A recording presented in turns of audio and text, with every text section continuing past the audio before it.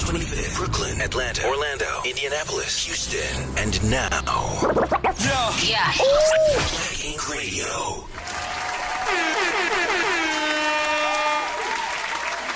Hey guys, good evening and welcome back to Talk to Bree.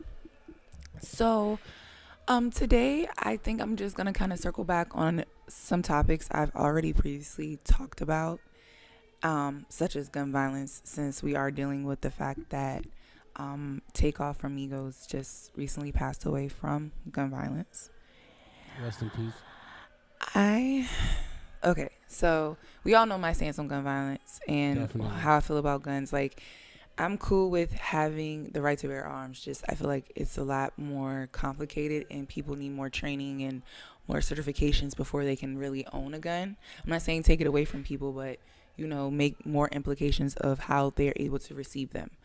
And like the licensing and all of that and the credentials for actually having it. Like me personally, me and my family, we do have somebody that we go through that trains us to you know, with proper, you know, gun care and how to clean it and how to handle it and whatnot. He's actually licensed through DCJS, so which makes that even better because he was certified by the Department of Criminal Justice to teach how to do all of that, like how to handle it and whatnot.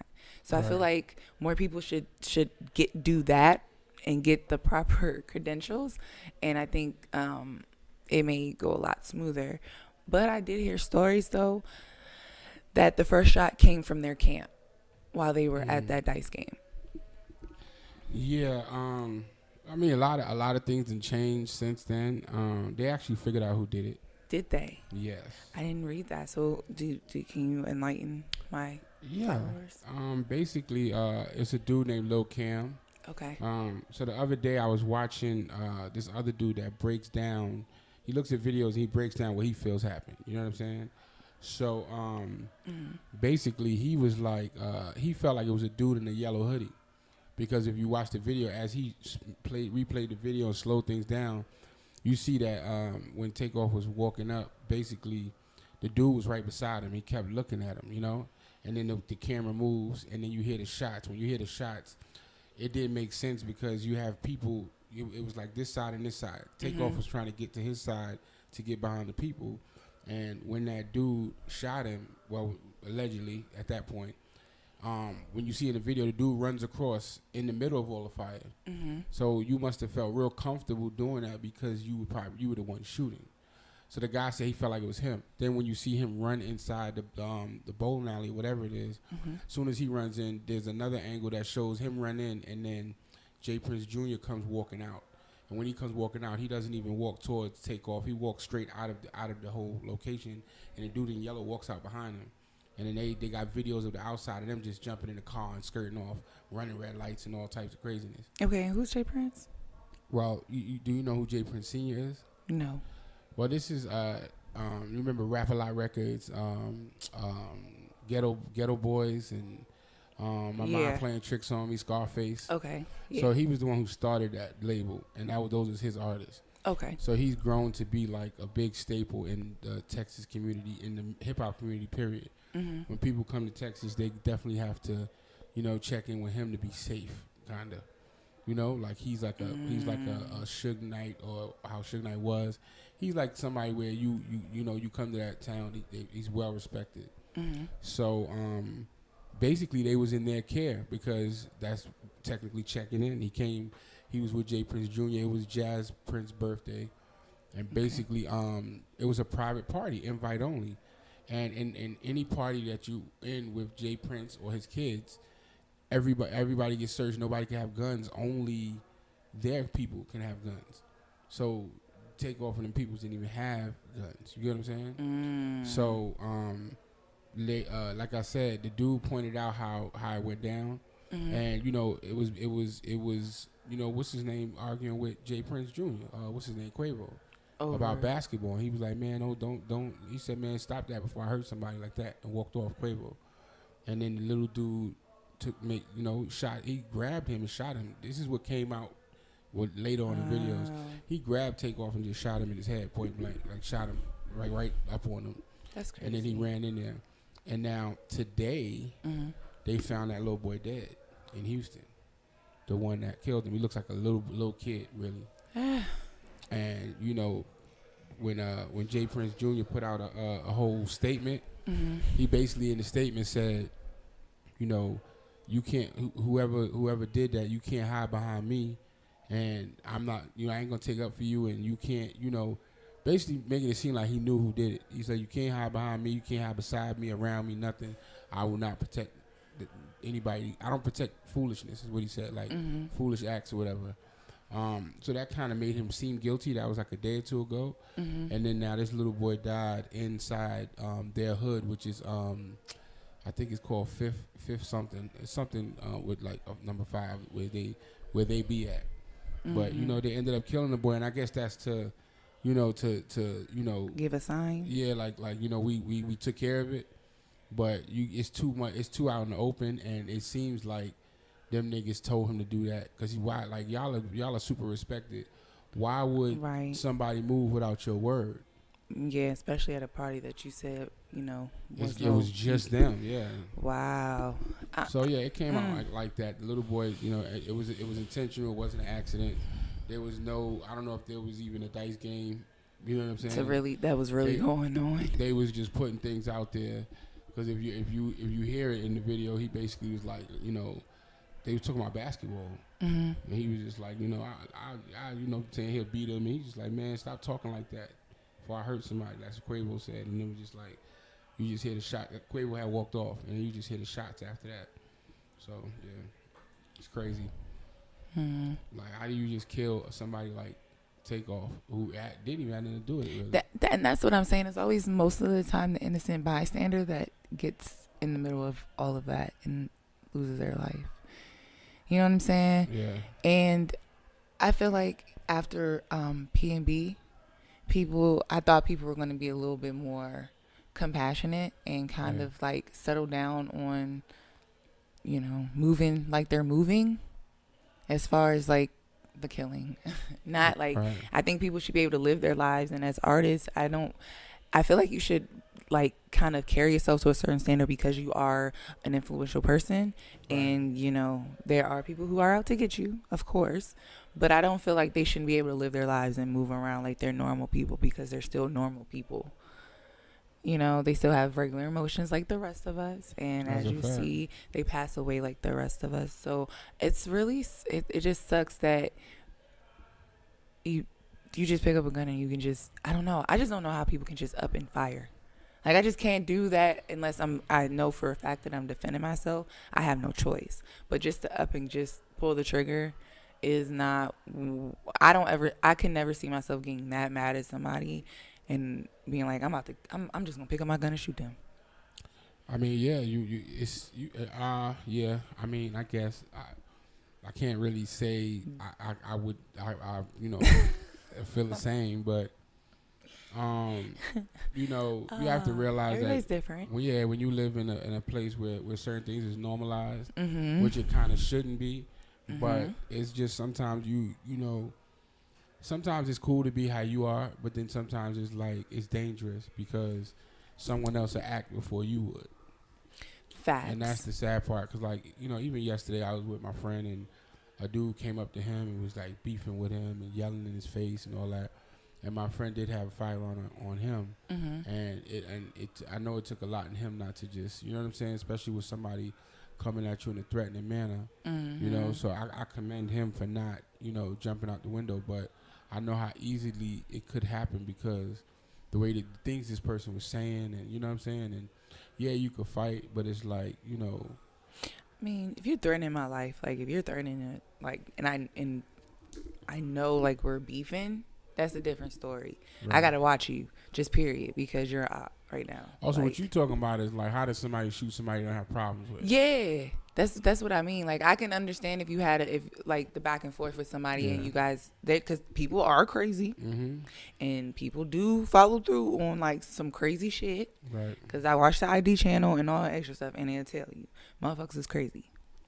Right. But I get that. But as far as like I'm saying, like for instance, like Quavo or somebody, or well, not Quavo, but Takeoff, how he just was kind of like an innocent bystander. Like, why? I felt that. I mean, that's where the word savage comes from. Yeah. You get what I'm saying? Some people are just savages, and at the end of the day, he's, you know, that's what that young boy was hired for, to be a savage. It just so happens he hit the wrong person. I'm sure that wasn't the first time he did that. You understand what I'm saying? And it wouldn't have been the last. It's just who he did it to and how he did it that made it so now you gotta die. Which is that's that lifestyle, you know, But it also just makes you wonder though. Yeah. And you know, mentally it's the same thing as a dancer, you know, a person who strips, right? Mm-hmm. You gotta have a certain type of mind state mentally to be able to do that, to be able to be around strange men and have strange men touch on you, feel on you, as if y'all are a couple or intimate, right. And you be fine with it, because you got to realize they go from one dude rubbing on them, they're talking, they're going to another, all night long. All night long, you're being how you would be for your mate with different men. Mm-hmm. All night. You can do that to 20, 30 men in a night. It takes, you know, that's the same thing. Like, how can you be sexual mm-hmm. for strangers? It's the same thing as how could you shoot somebody that you could take a life that you don't even know this person. You don't know if you're taking them away from their kids. You don't know what other lives you're affecting, and you don't care. I feel that. So it's like at the same time you got these men, like I said, in the strip. It's just it's a mentality, you know. It's you know, and it takes a certain type of person to do that. A lot of these girls be on drugs doing that because they have mm-hmm. to, you know, and a lot of these niggas be on drugs doing that. He could have been out of his right mind. He probably, you know, I got another friend who, you know, he killed two people. He killed a 15-year-old and a 16-year-old. Wow. I think we talked about this before too. He was on dust, you know, angel dust, and he don't remember nothing. He just know he came with his friends to confront some adults, mm-hmm. but they was at a party, like a house party. Mm-hmm. When they got there, the two when they knocked on the door, the 15-year-old and 16-year-old came out first, and they were big, looked like grown-ups. And they was, you know, telling the dude that my friend came with. My friend didn't know nothing about none of this. He's over there minding his business. He just came to make sure they was good. So now they arguing with these people because they had got kicked out of the party, I guess. Mm-hmm. So now it's like these dudes are arguing, and he's like, you know, the 15-year-old, 16-year-old is like basically beefing, like, man, get out of here, like telling, you know, leave, you know, being, you know, just being crazy, talking. You know, talking back to these grown people, they're going back and forth like they arguing. Mm-hmm. My friend. Mm-hmm. Yeah. I'm still on. Oh, this is done.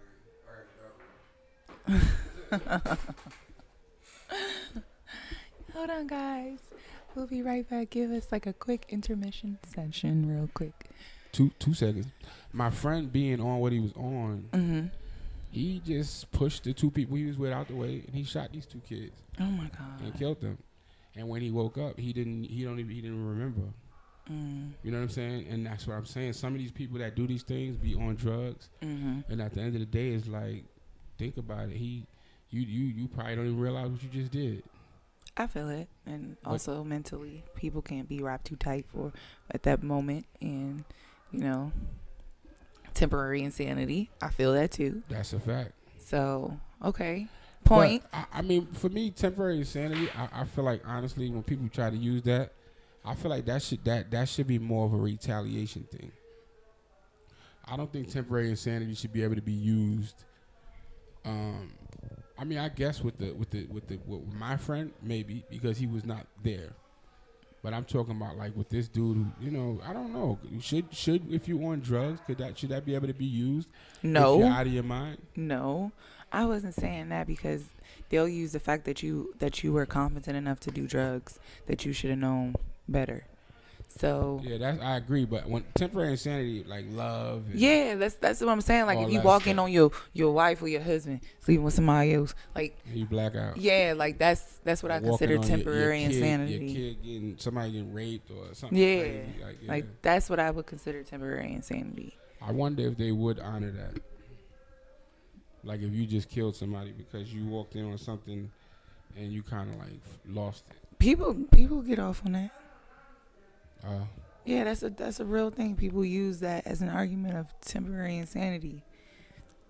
Because at that moment they were in such rage and. But you got to go to a mental institution, though. I mean, yeah, you would have to get checked out for that. They would have to talk to you, and you'd have to go through all of their psychologists and all that extra stuff, and their psychiatrists, and figure out like if anything is.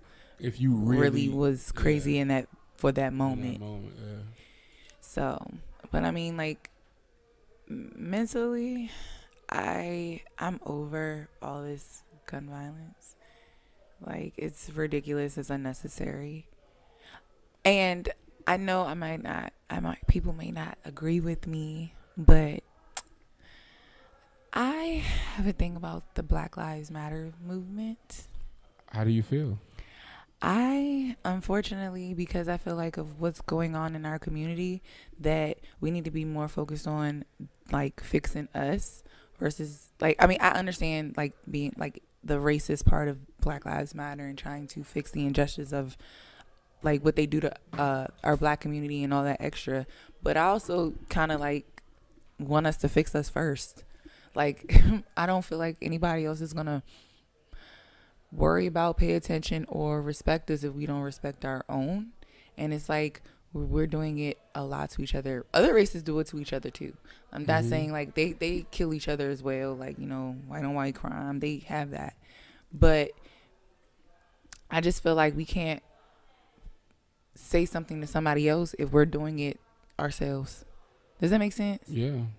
Like, yeah. I don't know, like, no snitching. And I understand where that comes from too, in the hood or whatever. But I mean, I'm in the time of my life where I don't want to live around all that and deal with all that. Like, if you're causing problems in my community, I prefer you get the fuck. Because but you'll start bothering me later on down the line. The thing is no snitching doesn't apply to somebody like you, though. That doesn't apply to you. See, at the end of the day, it's like, if you are not in that street life and something happens to you, you are expected to tell. No snitching is for somebody who's committing a crime and is telling to get off of time on their time. So then why enough people don't tell about the crimes that are being committed in their communities, and they see this shit? Because they're afraid of the person that they're telling on. The thing is this, I mean, look, no snitching is, like I said, you know, if I'm hustling and I get caught and I want to tell on y'all, or we both do a crime together, we get caught and I tell on you. But the thing about what you talking about, that's just pure intimidation. That's just, if this nigga don't go to jail for life and I sent him to jail for 10 years, when he get out, he gonna try to kill me. Right. That no snitching has nothing to do with that. That's just pure intimidation. The person, if I tell him the nigga, my name gonna be on there, and you know what I'm saying? So they expect civilians to speak, because honestly, you know, like you said, if you terrorize the neighborhood, you know, these people ain't got nothing to do with it. You shouldn't be doing that. Okay. You should only be dealing with the people that are in that life. So, you know, people in the game don't people in the streets, I mean, of course they don't want you to tell on them, but it's not like they're going to look at you like, you know, of course they might call you a snitch, but that don't apply to you, because you're not in that lifestyle. You understand what I'm saying? And the cops are there to protect you. So if this person, you know, and years ago I wouldn't have believed in anything I'm saying right now. Because I'd have been like, well, you got a big fucking mouth. Why you? But now it's like, I understand. You have a community, you want it to stay the way, you know, you want it to. Right. Yeah, so it's like, kids. You know, right. Go do that shit elsewhere. Go, you know what I'm saying? Like recently, in my area, it was a 14-year-old. And prior to that, I think maybe like a week or two prior to that, another 14 or 16-year-old got shot on that same street. And so now they think like they were being targeted, but it's like they're 14. Like, what the hell?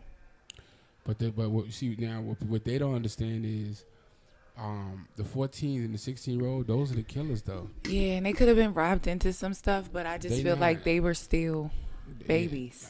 Listen, those are the ones killing people. You gotta understand, when you reach 25 and you reach 25, 22 to anywhere from 22 and up, those are the niggas saying, now I want to do something different. It's when you 14 to 19 where you the ones wilding. And that's when they need the help that they need. That's when you got to catch them before that, because you got to give them something to do. Once they in it, they in it. Because once my mind made up, it's made up. Like we outside. Not necessarily if that's all they know, and they don't know that they can have other things to do despite being stuck on the street with the rest of them niggas. Some people would be open to it, but some people don't feel like they stuck. Sometimes that shit is just what it is. I used to enjoy I lived in the project. I enjoyed that. I mean, I enjoy being outside. Not the same outside I'm talking about.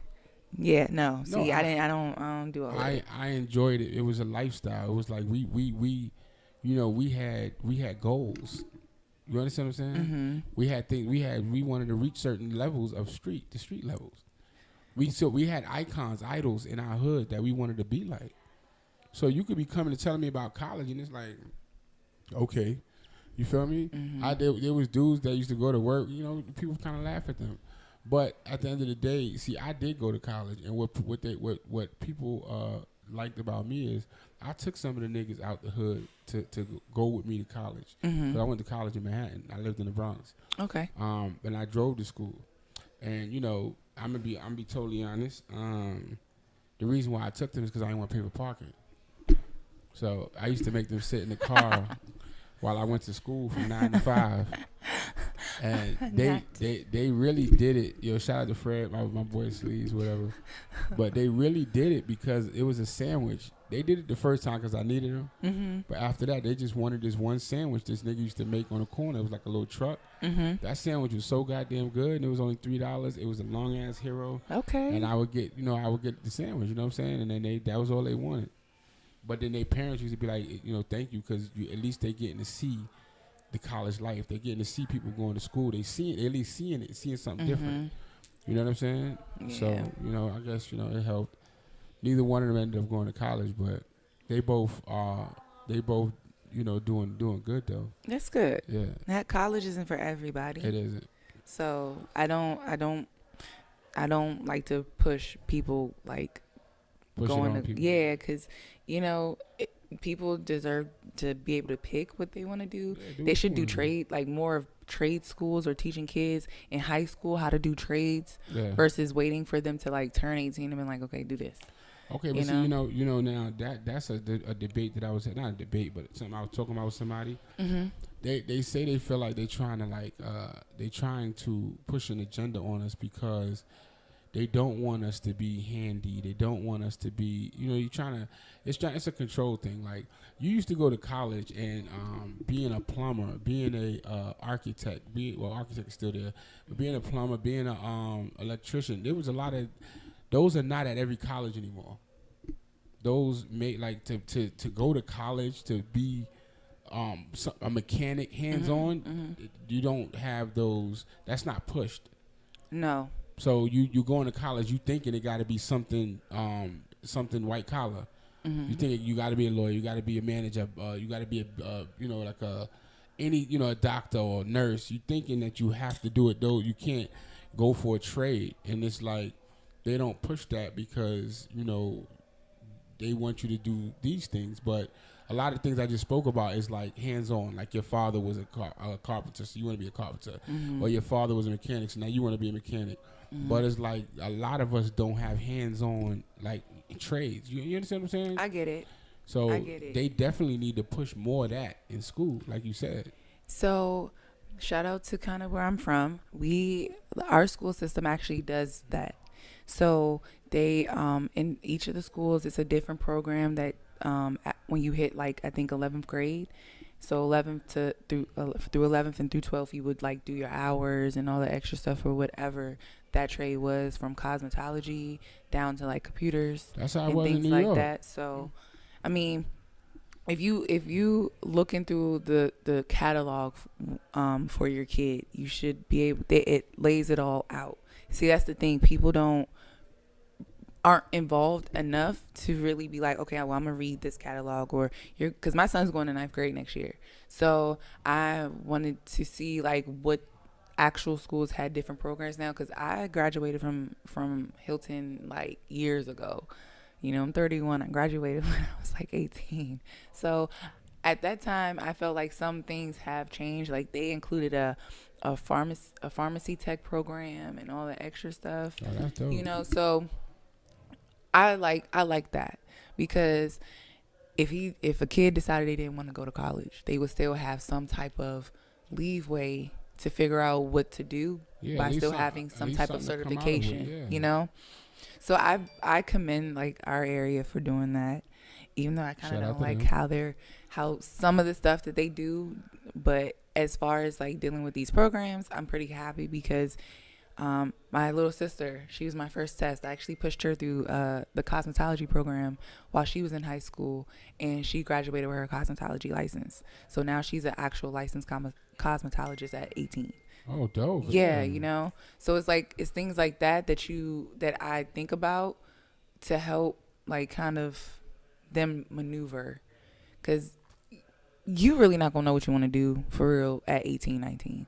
I'm just gonna be honest, because I still didn't know what I wanted to do, and I was like, it took me a long time to kind of like find my footing and figure it out. So, and I feel like school is the starting point of that, right? Of how you kind of maneuver around in the world, like it's a mini world. Mm-hmm. It's because you got all types of things going on in there, and children, they're horrible. They are. They are. They can be horrible, okay? So you got like the whole world right there in that little mini school, and you got like this group, that group, you know, teach you how to micromanage and all that extra stuff. But what I don't like is that they don't really push finances like they should.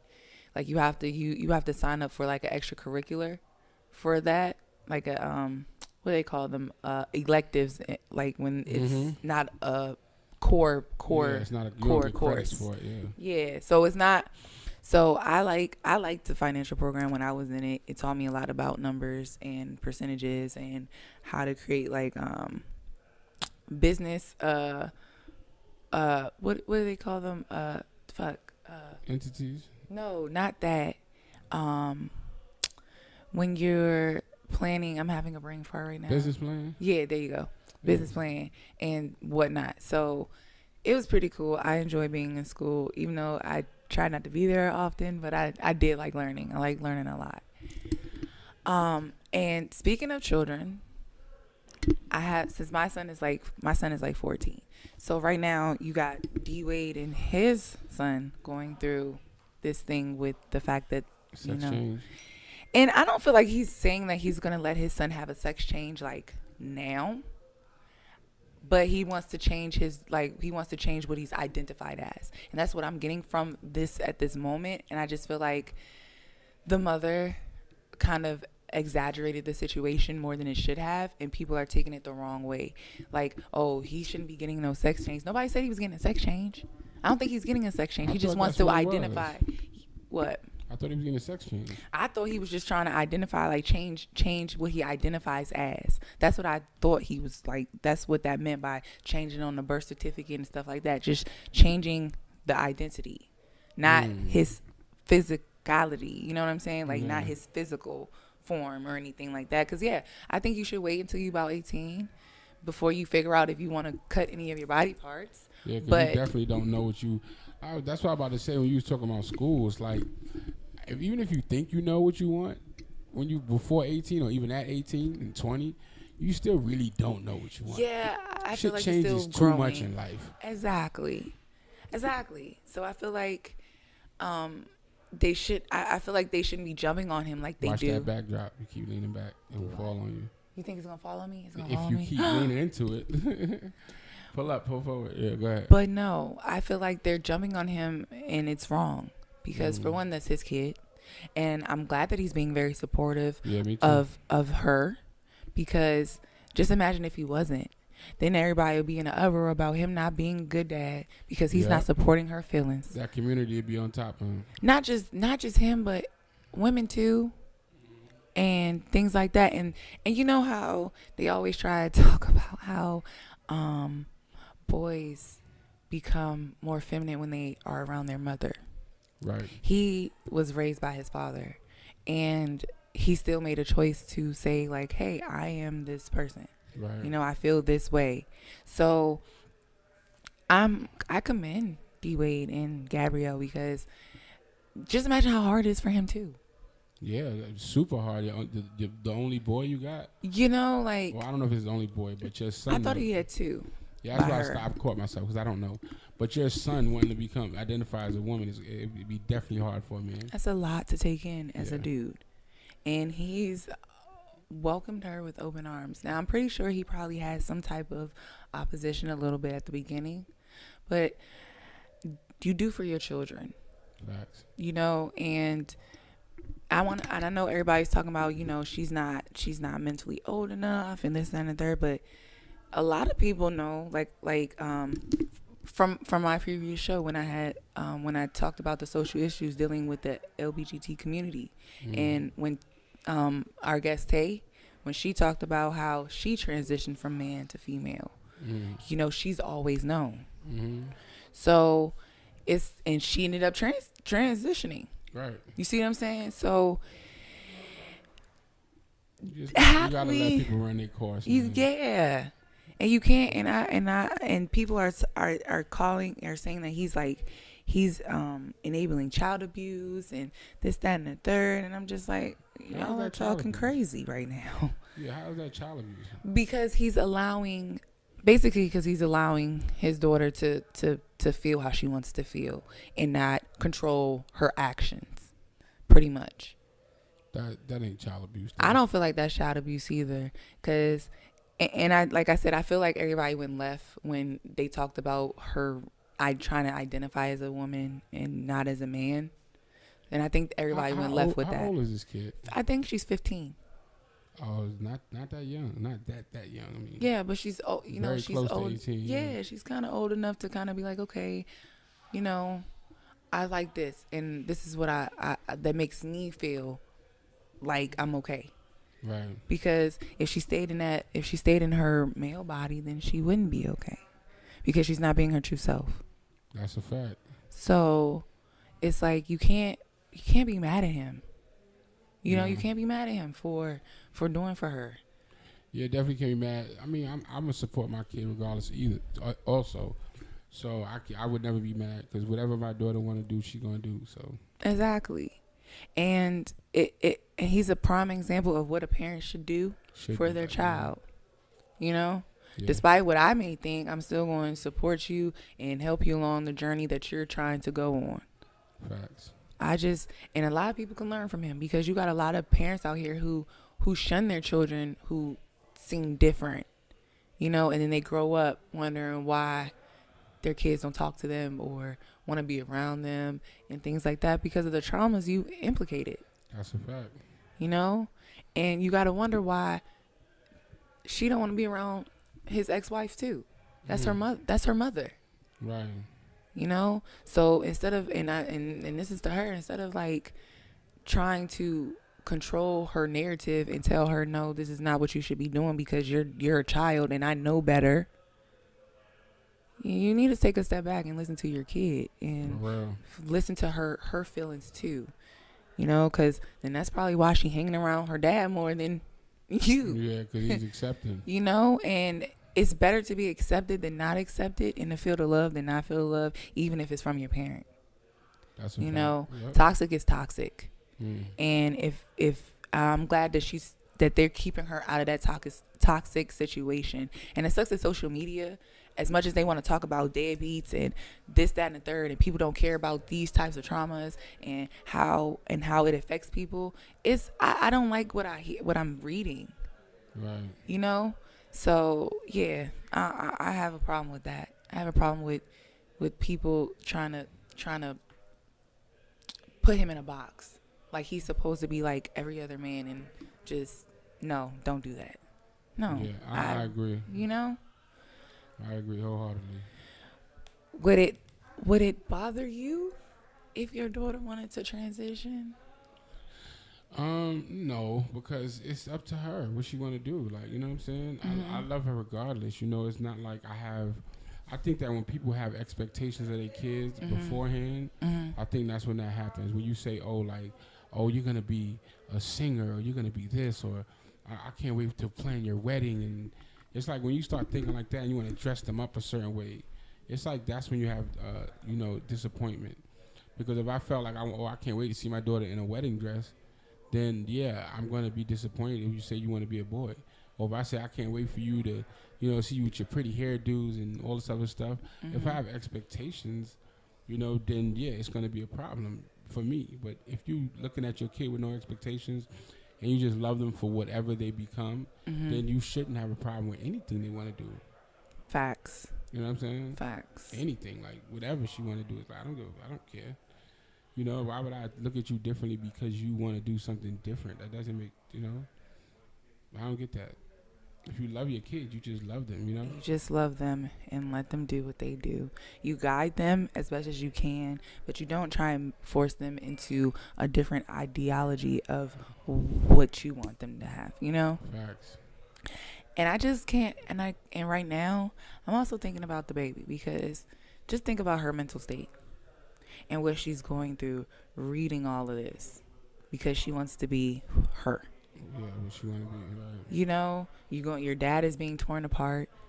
Your mom is like petitioning the court to stop you from whatever you want to do. Like, that's a lot for a 15-year-old. Let me ask you a question, right? So, do you think that if we wasn't in the society we're in now, where a child could even think about identifying as something else, or could even think about changing, what your birth certificate says, and just be a child, feeling how you feel, no problem. Do you think that things would be a lot different? Do you think that it's too out in the open and too available to make it more of an easy choice than a definite choice? You understand what I'm saying? And okay. I say that to say, I'm only saying one more thing. I'm saying that to say because your friend who you brought on that actually felt that way and transitioned later, they couldn't be out in the open and say the things that this kid is saying that early on. Right. They had to wait and make sure that was a definite decision, because it just wasn't a norm. So do you think that it being a norm is making it too easy for this child to make this decision?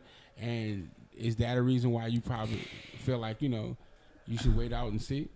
Okay, so yes, I feel like it is becoming more of a norm, because people are in a more acceptive time in their lives. I feel like we're in a good, acceptive time, but we also got to realize what it was conditioned like back then, dealing with boys and girls. How as soon as you had a girl, you dressed her up in the pink, and the boy, you dressed him up in the blue, and you pretty much molded them to kind of be that person, right? Like a boy or a girl, right? You know what I'm saying? So even if they did think that way, they still couldn't do nothing, right? Because it was just society's conditioning of you're a boy, you're a girl, right?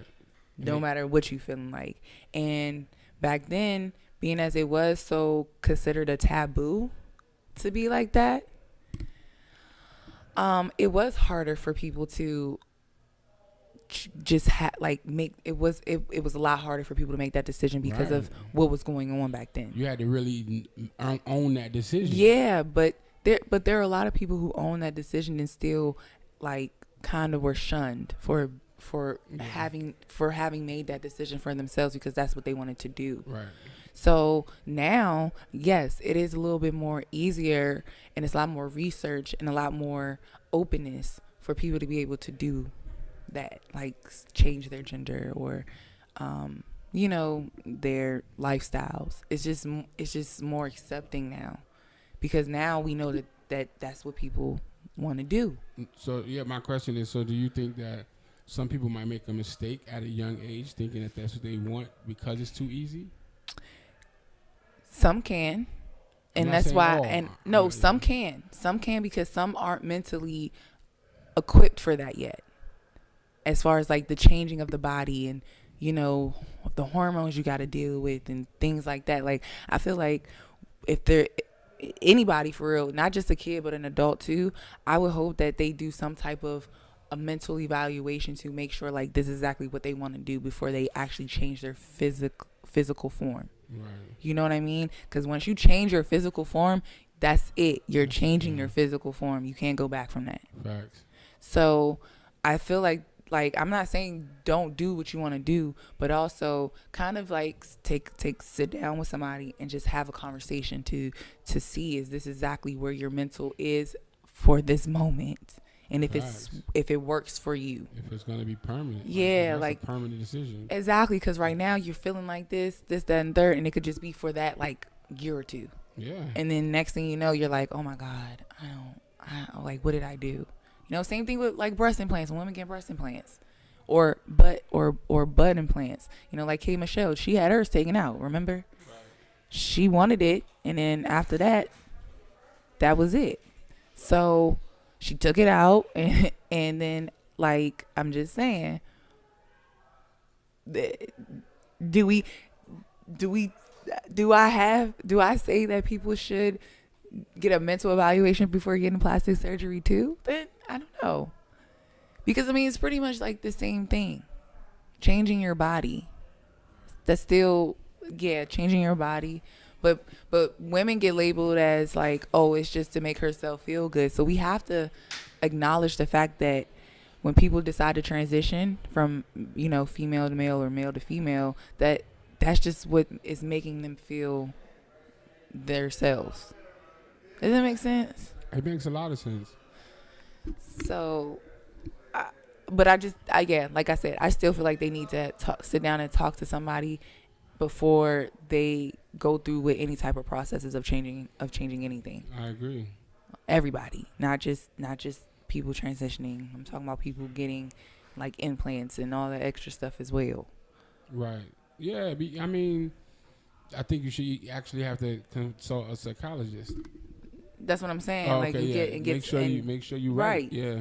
And talk about it real quick. You make a decision for the right reasons. Yeah. Because I know females that went to liking females only just because a man hurt them.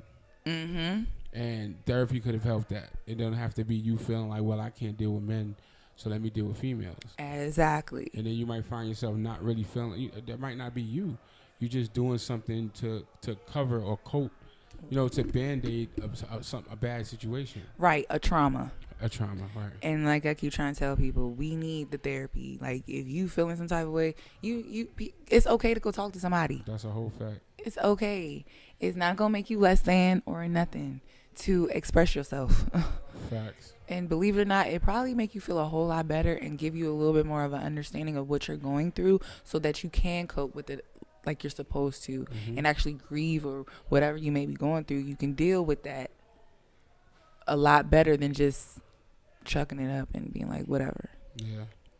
So therapists definitely help. Therapy definitely helps. I feel like the world definitely needs some therapy. You know, there's not enough of them out there, like psychiatrists or psychologists, to really help, especially ones of our color. Right. So, I don't know how to stress it enough that your mental is everything. Because if your mental is not right, if your heart's not right, then nothing else is going to be right.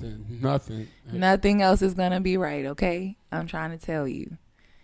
You can't solve anything. You can't deal with other people if you aren't able to deal with yourself. Exactly. Okay?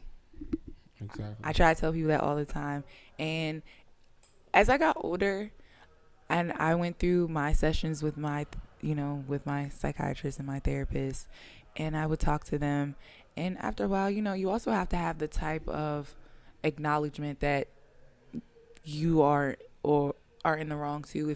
If there is issues, like it's like what they say, 3 sides to every story. Mm-hmm. So you have to also take accountability for things that you're going through too. So like it could be like you could be having a bad day, and then it's like, well, what could I have done differently, to make it a better day? Right. So what's funny? What? Actually, after actually talking to a psychologist, is like I've also realized that there's times where I wasn't exactly wrong, but I just could have handled the situation better and differently. You know what I'm saying? So the whole thing is like, sometimes they can help you with understanding. Just because you're not wrong don't mean you're not wrong. Right. You understand what I'm saying? You Right. could be in the right and still be wrong because of how you handle the situation, and or how you communicate it. You feel what I'm saying? You know, I've learned to be able to apologize for how I make somebody feel versus apologizing for what I did. Right. You get what I'm saying? Like, yeah. I could not. I'm not wrong for what I did, but I'm sorry that it made you feel that way. Right. You get what I'm saying? Right. That can solve a problem. Versus me just like keep saying I didn't do nothing wrong, and the person like, well, but you made me feel this way. I didn't do nothing wrong, but you hurt my feelings. But I ain't do nothing wrong. Well, you disrespect me. I ain't do nothing. But what did I do? It's like, well, you know what? Listen, I'm sorry I made you feel that way. You understand what I'm saying? And I do apologize, but this is how I feel. This is how I feel, exactly. Exactly. And then you can move forward. You know what I'm saying? As far as instead of staying in that hole. And that's where psychology, I feel like, comes in and could actually help you. Gives you a good perspective of everything. I think it kind of helps you kind of get a perspective and step back and kind of look at the situation in a different point of view. That's a fact too. Instead of just your point of view. Right. Because believe it or not, even though you may think your point of view is always right, it's not always right sometimes. No. And people don't understand that. Like, you're not going to be right all the time. Like, maybe sometimes. But you're not going to be right all the time. No one's right 100% of the time. You know, it takes a lot, though, I feel like, for people to hold accountability for themselves.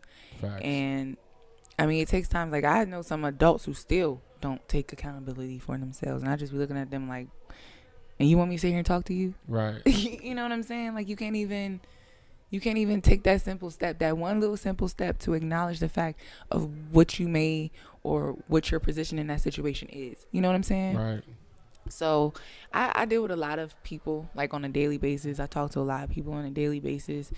And I try to preach as much as I can about, like, you know, coolness, calmness, peace, trying to, like, you know, mental health. I always pitch that. Like, I always pitch my podcast and I tell them I talk about mental health because, I mean, I feel like we need it.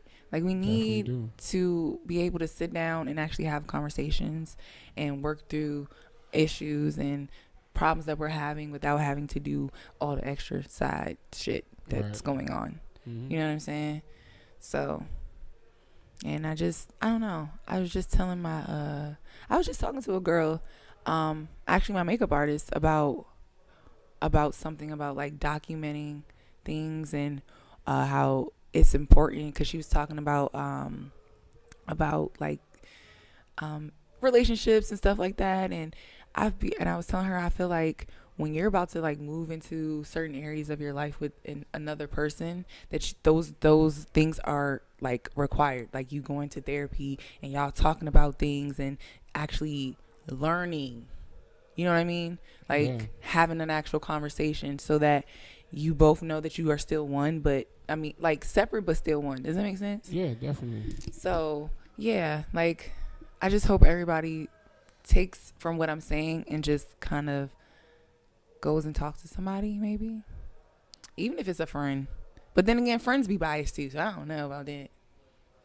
Yeah, they do. Sometimes you can't talk to friends. You got to take the bits and pieces of what you want out of it. But you can't always, 200% believe in that, because sometimes friends have their own agendas. Exactly. That's what I'm saying. They a little biased. So, but I mean, still just talking, period. Yeah, just getting out the feelings is good. I mean, if you talk to multiple people, you'll get a consensus of what's right, what's wrong. But you shouldn't be talking to everybody about your business. No, I'm just going to tell you that right now. I said multiple people, not everybody. You ain't going to talk to everybody.